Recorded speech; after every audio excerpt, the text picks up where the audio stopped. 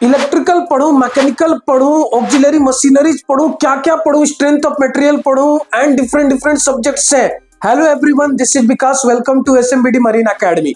तो जब GME student aspirants जब जीएमई एग्जाम्स एंड इंटरव्यू की प्रिपरेशंस कर रहे होते हैं तो एक कॉमन क्वेश्चन होता है, सर इलेक्ट्रिकल भी पढ़ना है, मैकेनिकल इंजीनियरिंग की भी पूरी कॉन्सेप्ट्स पढ़नी है, heat mass transfer, engineering mechanics, fluid mechanics, thermodynamics, IC engineering अलग ही सब्जेक्ट लगता है सर। ऑक्सिलरी मशीनरी, सर आजकल तो ऑक्सिलरी मशीनरी भी पूछे जा रहे हैं।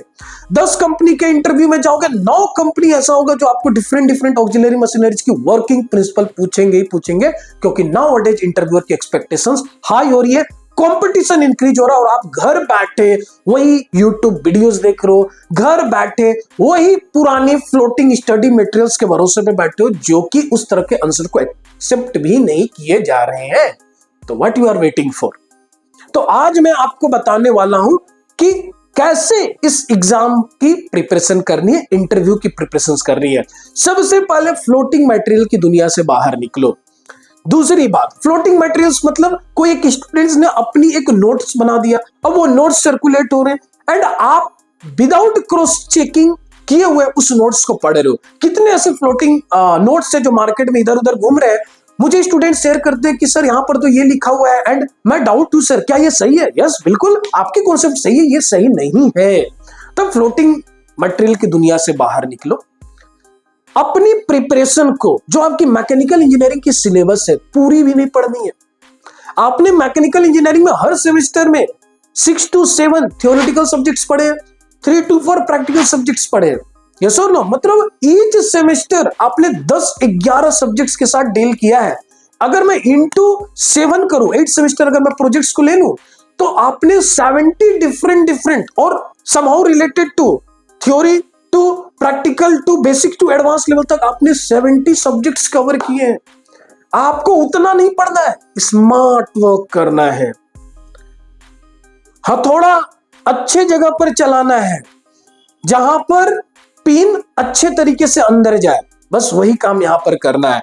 यहां पर आपको मैकेनिकल इंजीनियरिंग के कोर सब्जेक्ट्स पे ध्यान देना है, fluid mechanics, thermodynamics, strength of materials, engineering mechanics, heat mass transfer, इन टॉपिक पे आपको अच्छे से ध्यान देना है। And yes, engineering material, nowadays engineering material से काफी सारे क्वेश्चंस पूछे जा रहे हैं, like what is normalizing process, what is annealing process, what are the different heat process carried out when we are manufacturing components like piston rod, piston, cylinder liner, exhaust valve, crankshaft, इस तरह के questions पूछे जा रहे हैं।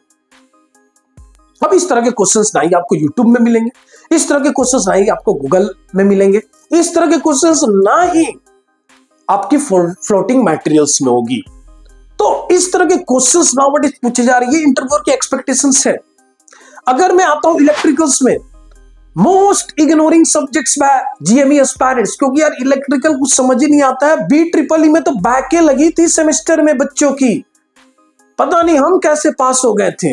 Rectifier नहीं समझ में आता है सर, डायोड समझ में नहीं आता है, अल्टरनेटर समझ में नहीं आ रहा है, डीसी मशीन समझ नहीं आ रहा है, एसी मशीन समझ में नहीं आ रहा है, फैराडे लो कंफ्यूज है, लेंज लो कंफ्यूज है, इतनी कंफ्यूजन है।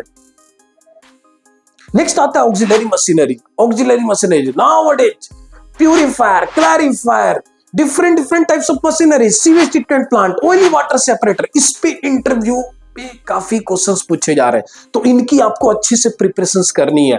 आगे मैं आता हूं एप्टीट्यूड एंड रीजनिंग। रिटन में आपको एप्टीट्यूड एंड रीजनिंग से पूछे जाते हैं। रीजनिंग्स में mechanical reasonings, diagrammatic reasoning, special reasonings. Aptitude में बेसिक अर्थमेटिक एप्टीट्यूड्स आपको पूछे जाते हैं। सबसे पहले आपको रिटन में फोकस करना है, देन इंटरव्यू। तो इन दोनों की प्रिपरेशन एसएमबीडी मरीन एकेडमी में होती है। यहां पर ना ही सिर्फ प्रिपरेशन होती है, मॉक इंटरव्यू होते हैं।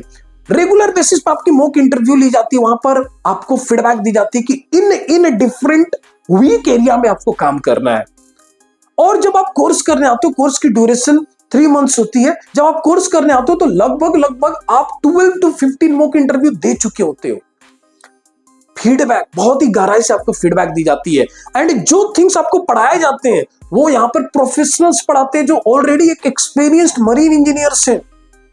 तो डेफिनेटली आपकी सिलेक्शन क्यों नहीं होगी, 100% होगी। अगली बैच हमारी स्टार्ट हो रही है 16 दिसंबर 2024 से। अगर आप इंटरेस्टेड हो तो नीचे दिए गए गूगल फॉर्म में अपनी डाटा फिलअप करें। नीचे दिए गए नंबर पे आप डायरेक्ट कॉल भी कर सकते हैं।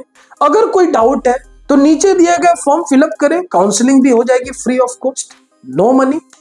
एंड मोस्ट इंपॉर्टेंट, अगर आप सच में सीरियस हो जीएमई को लेकर तो आज से ही प्रिपरेशन स्टार्ट कर दो या आज ही एकेडमी ज्वाइन कर लो। ये आपकी भलाई के लिए बता रहा हूं क्योंकि कंपटीशन इंक्रीज हो रहे हैं। अब ये आपकी चॉइस है कि आपकी डिसीजन क्या है। Wish you all the best. Thank you.